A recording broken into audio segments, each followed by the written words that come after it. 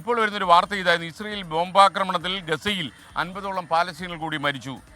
ശരിക്കും അവിടെ ഒരു നഗ്നമായ ജനോസൈഡ് എന്ന് നമ്മൾ പറയുന്നത് കൂട്ടക്കൊലപാതകം നടന്നുകൊണ്ടിരിക്കുകയാണ്.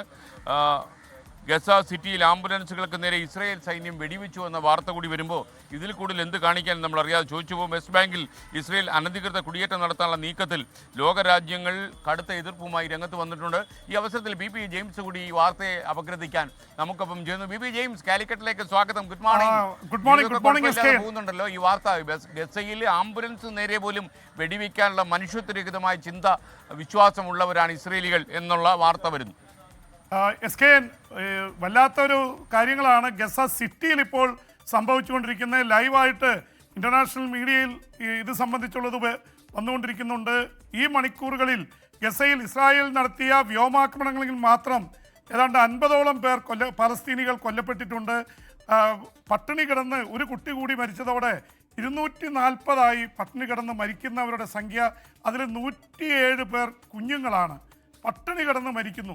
അതുമാത്രമല്ല SKN, ഇപ്പോൾ ഈ മണിക്കൂറുകൾ വന്നിരിക്കുന്ന അമ്പരപ്പിക്കുന്ന മറ്റൊരു വാർത്ത കൂടി. ഇതുവരെ 1300 പേരാണ് ഭക്ഷണത്തിന് ക്യൂ നിന്ന് വെടിയേറ്റ് മരിച്ചത്.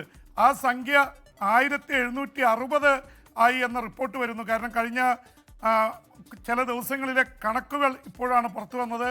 1760 പാലസ്തീനികൾ ഭക്ഷണത്തിന് കാത്തിരുന്ന് അകാരണമായിട്ട് വെടിയേറ്റ് മരിച്ചു. മൊത്തം കൊല്ലപ്പെട്ടവരുടെ സംഖ്യ കഴിഞ്ഞ 22 മാസത്തിനുള്ളിൽ 61,827 നിൽക്കുന്നു. എന്തായാലും SKN പറഞ്ഞൊരു കാര്യം വളരെ വ്യക്തമാണ്. ഗസ സിറ്റിയിൽ ആയിരക്കണക്കിന് പലസ്തീനികൾ കുടുങ്ങിക്കിടപ്പാണ്.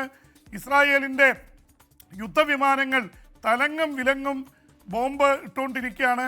ആംബുലൻസുകളിൽ പരിക്കേറ്റവരെ, നൂറുകണക്കിന് ആൾക്കാർ പരിക്കേറ്റവരെ കൊണ്ടുപോകുന്ന ആംബുലൻസുകൾക്ക് നേരെ ഇസ്രായേലി സൈന്യം വെടിവെച്ചു. നിരവധി പേർക്ക് പരിക്കേറ്റിട്ടുണ്ട്, പലരും കൊല്ലപ്പെട്ടിട്ടുണ്ട്. ഇത് വല്ലാത്ത രീതിയിലേക്ക് കാര്യങ്ങൾ മാറുന്നുണ്ട്.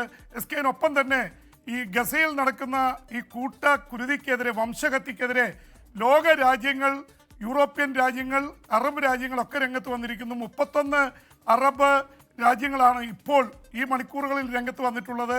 അതിൽ ഓർഗനൈസേഷൻ ഓഫ് ഇസ്ലാമിക് കോർപ്പറേഷൻ ഉണ്ട്, അറബ് ലീഗ് ഉണ്ട്. ഏതാണ്ട് 60-70 രാജ്യങ്ങൾ ഓൾറെഡി രംഗത്ത് വന്നിട്ടുണ്ട്.